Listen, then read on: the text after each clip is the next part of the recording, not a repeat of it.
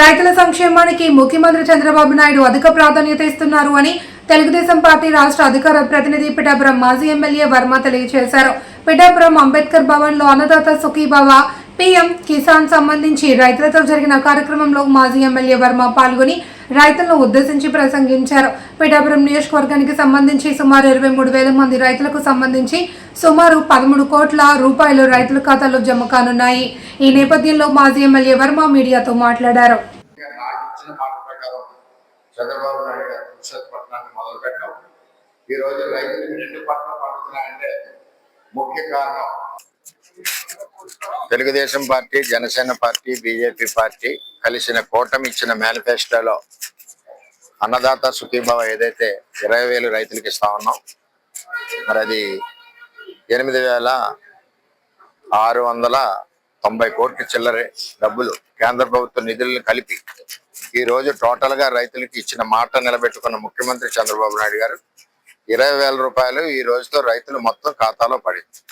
మొత్తం 46,85,000 మంది రైతులకి రాష్ట్ర వ్యాప్తంగా మేనిఫెస్టోలో ఇచ్చిన కూటమి ప్రభుత్వం మాట ప్రకారం రైతన్నలకు అండగా చంద్రబాబు నాయుడు గారు నిలిచారు.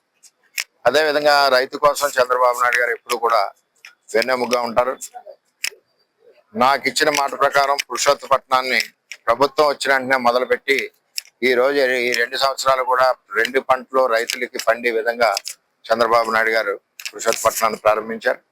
అదే పురుషోత్తపట్నం వల్ల ఈ రోజు ఏలేరులో ప్రాజెక్టులో నీరు ఉంటుంది, 2 పంటలు పండుతున్నాయి, ప్రాజెక్టు కూడా నిండుకుండలా ఉంది.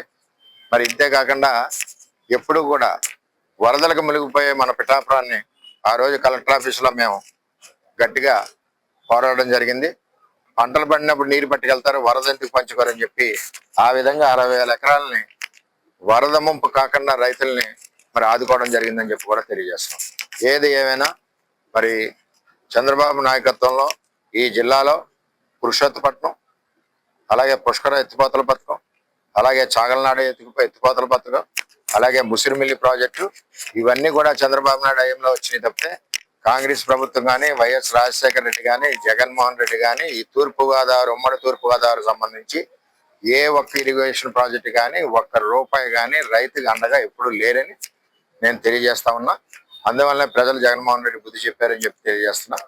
రైతు పక్షపాతి చంద్రబాబు ఈవేళ అందరికీ కూడా రైతులకు ఇచ్చిన మాట ప్రకారం కూటమి ప్రభుత్వంలో 3 పార్టీలు ఇచ్చిన మాట ప్రకారం 20,000 రైతన్నలకు పడినందుకు పిఠాపురం నియోజకవర్గం తరఫున చంద్రబాబు నాయుడు గారికి